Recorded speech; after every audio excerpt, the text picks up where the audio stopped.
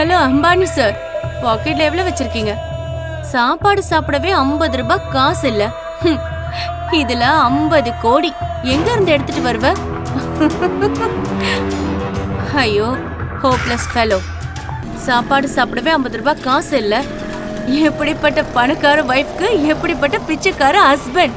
2 வருஷம் ஆகி உனக்கு ஒரு வேலை கூட இல்ல. என் மகளோட காசுல ஓசில உட்கார்ந்து தானே சாப்பிடுற? நீ எல்லாம் நிஜமான ஆம்பளை தானா?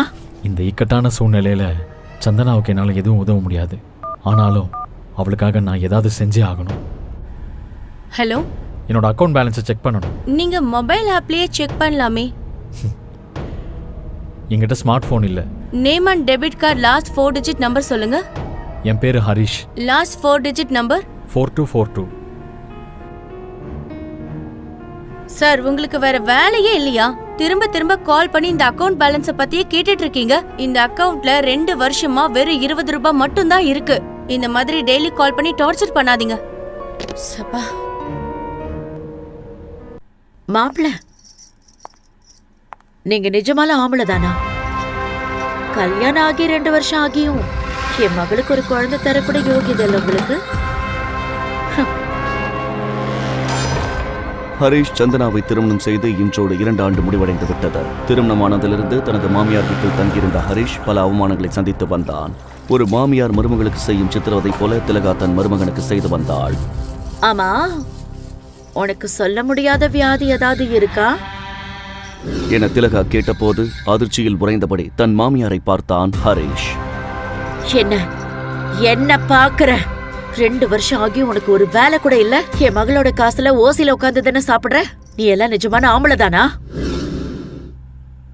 இதோ பாருங்க அத்தை, நான் சம்பாதிக்க லாய்க்கு இல்லை. என்னால் சந்தனாவை சரியாக பார்த்துக்க முடியாதுன்னு சந்தனா என்னை கல்யாணம் பண்ணும்போதே உங்களுக்கும் சந்தனாவுக்கு தெரியும்ல. அப்புறம் ஏன் மறுபடியும் குண்டூசி வார்த்தையாலேயே என்னை குத்தி குத்தி கொள்றீங்க? தயவு செஞ்சு என்னை காயப்படுத்தாதீங்க ப்ளீஸ்.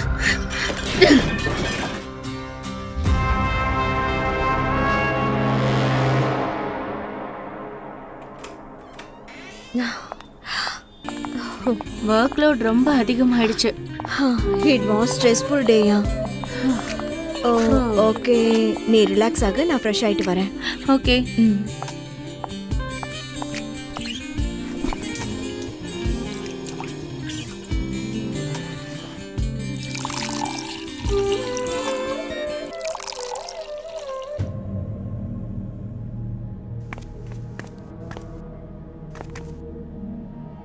கல்யாணம் ஆகி 2 வருஷம் ஆகுது. ஆனா ஒரு வேலை இல்ல.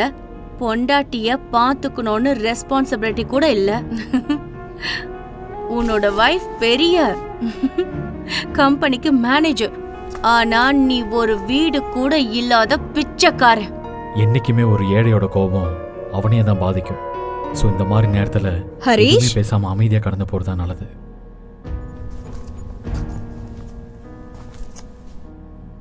காஃபி. நீ அதிக வேலை பார்த்து களைப்பா இருக்கன்னு நினைக்கிறேன். போய் ரிலாக்ஸ் ஆக. இந்த காஃபி உனக்கு தான்.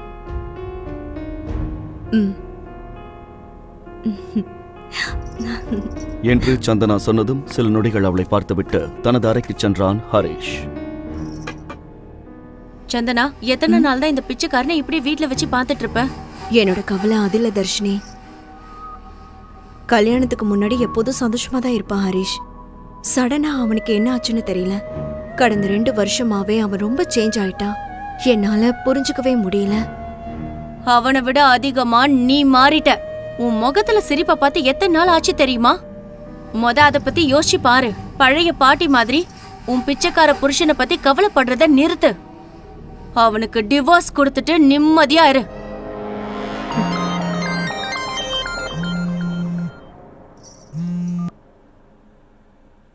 Yeah, tell me.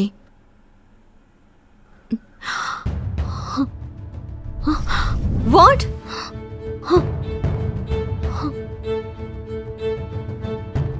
சந்தனா, என்னாச்சு? சந்தனா, என்னாச்சு? சந்தனா, ஏன் இவ்ளோ டென்ஷன் ஆகுற? என்னாச்சு? இது வரைக்கும் கம்பெனிக்கு எந்த லாஸும் ஆனதில்ல. ஆனா ஒரு வாரத்துல 50 கோடி தேவைப்படுது. ஃபண்ட் ஏற்பாடு பண்ணியே ஆகணும். யார்கிட்ட பணம் கேக்குறது? இந்த டைம்ல யார் அமௌண்ட் கொடுப்பாங்க? ஒருவேளை இந்த அமௌண்ட்டை மட்டும் நம்மளால ரெடி பண்ண முடியலன்னா கம்பெனி நம்மளை விட்டு முழுசா போயிடும். ஹே சந்தனா, இந்தியாவிலே நம்பர் 1 கம்பெனியான அரசு மீடியால தான் மேனேஜரா பாலா ஒர்க் பண்றான். அவன் உனக்கு ஃப்ரெண்ட் தானே?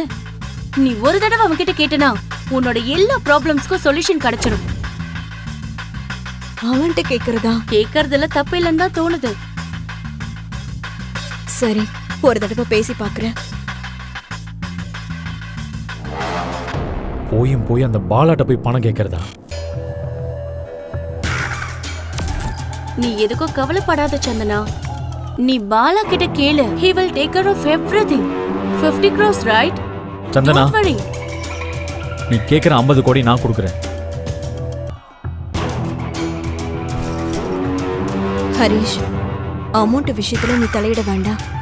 நான் எங்கேயாவது அரேஞ்ச் பண்ணிக்கிறேன். Don't worry. எப்படிப்பட்ட பணக்கார வைஃப்க்கு எப்படிப்பட்ட பிச்சைக்கார ஹஸ்பண்ட்.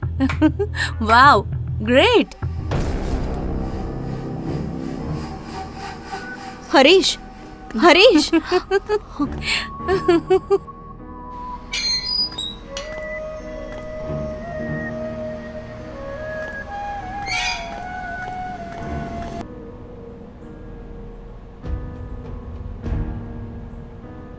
என் விதி சரியில்லை. என் அக்கௌண்ட் எப்பவுமே எம்டியாக தான் இருக்கு. எனக்கு சரியான வேலை கூட இல்லை. ஆனால் உங்கள்கிட்ட சொல்ல என்கிட்ட ஒரு ரகசியம் இருக்கு. ஆனால் அந்த ரகசியத்தை இப்போ சொன்னால் யாரும் நம்ப கூட மாட்டாங்க.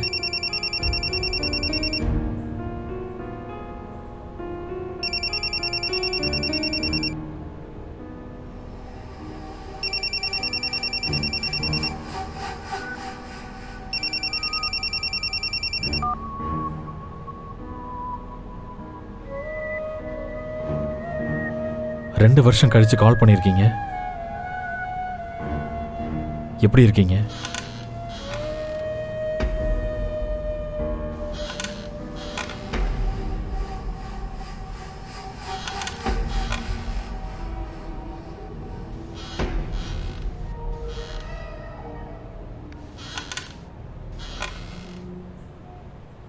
அடுத்து என்ன பண்ணணும்?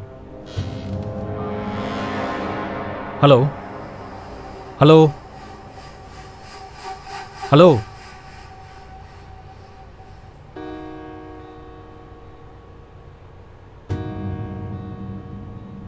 இதுதான் சரியான வழி. Don't worry, take it easy. Yeah. Tension ஆகாம இரு. நாளைக்கு எல்லாம் சார்ட் அவுட் ஆயிடும். சரியா? ஓகே, பாய். பாய்.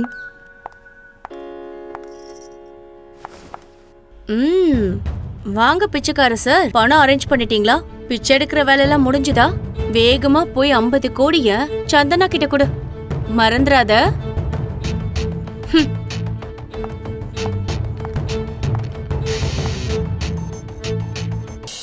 கொஞ்சம் கூட தாமதிக்காம உடனே டவுன்லோட் செய்யுங்க பாக்கெட் எஃப்எம். கிங் கதையை கேளுங்க. லிங்க் டிஸ்கிரிப்ஷனில் கொடுக்கப்பட்டுள்ளது.